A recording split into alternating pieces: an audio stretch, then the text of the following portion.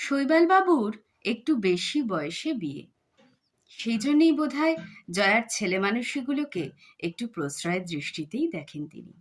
যেমন এখন জয়ার বাই উঠেছে রিল বানানোর, ওনাকেও সঙ্গে নেবে সে। ছোট্ট ভাড়া বাড়ির রান্নাঘর, বেডরুম সব এখন সার্বজনীন, সঙ্গে ওনারা দুজনেও। আজ সকালেই জাতি হু मैं জলদি হ্যায় ক্যা গানটার সঙ্গে লিপ দিচ্ছিলেন তিনি।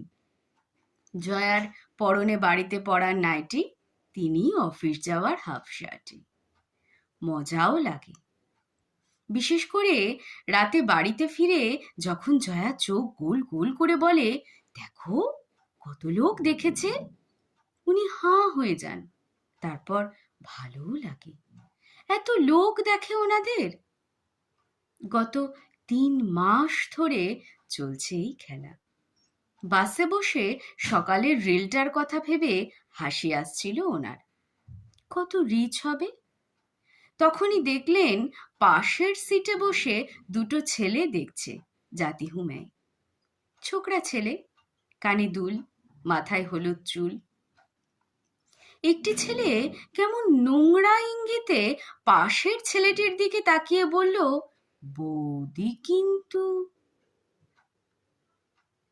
শৈবালবাবু নিঃশব্দে নেমে যান বাস থেকে। তারপর ফোন করেন জয়াকে। তিনি কিছু বলবার আগেই ওপাশ থেকে জয়া বলে ওঠে, এই আজ রাতে কিন্তু তুমি যে আমার, তুমি উত্তম, আমি সুচিত্রা। চোয়াল শক্ত হয়ে ওঠে শৈবালবাবুর। ধীরে ধীরে ফাঁকা হতে থাকা কপালের সামনের অংশে একবার হাত বোলান তিনি।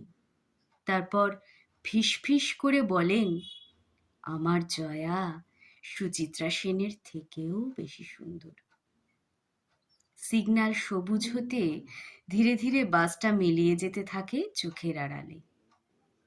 নমস্কার, শুনছিলেন লেখক নয়ন বসুর গল্প সুচিত্রা সেন, প্রযত্নে সানার গল্পের ছাপি। শুভ নববর্ষ, খুব ভালো থাকবেন সকলে। নমস্কার।